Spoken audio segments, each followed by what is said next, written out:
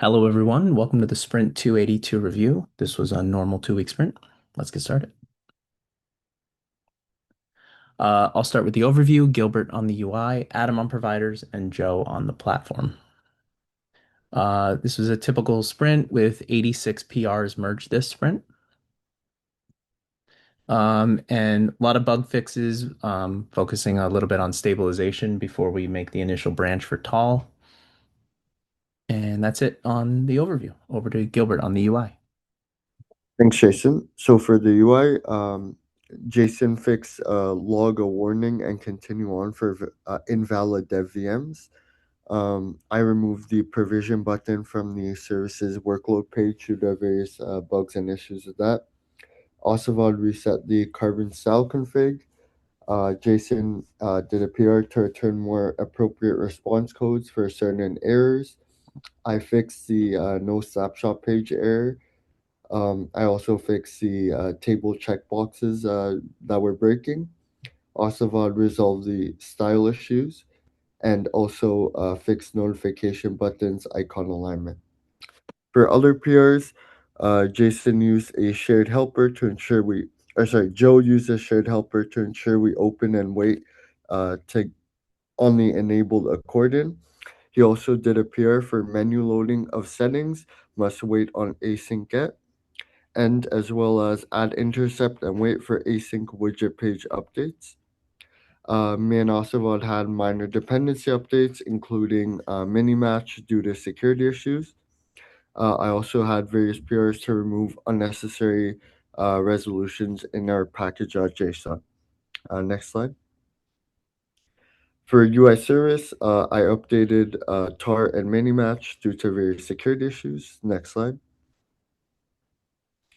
Going back to our UI classic bugs, this was Jason's logo warning and continue on for invalid dev VMs.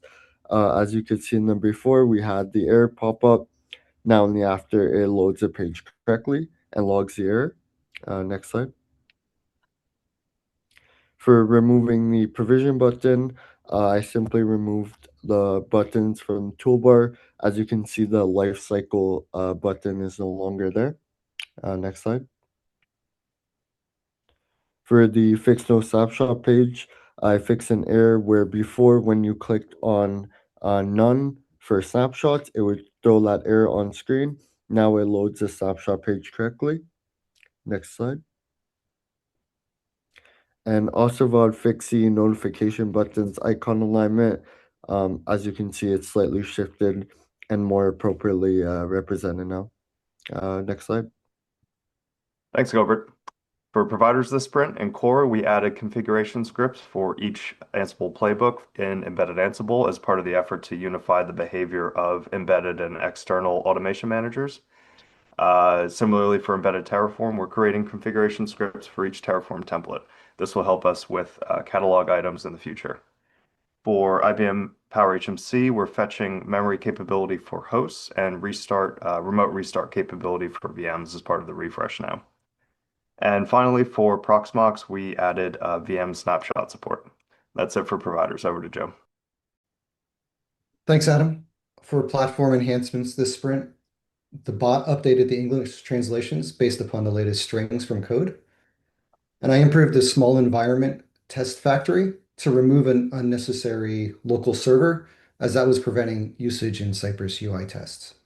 Next slide.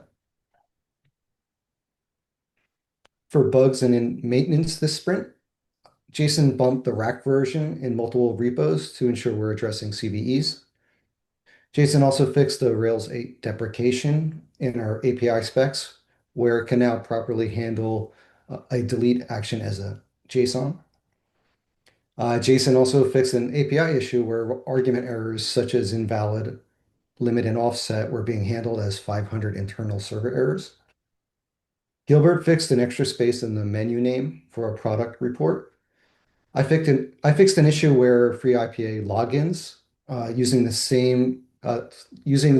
same user's email or username were being associated with two different users in ManageIQ.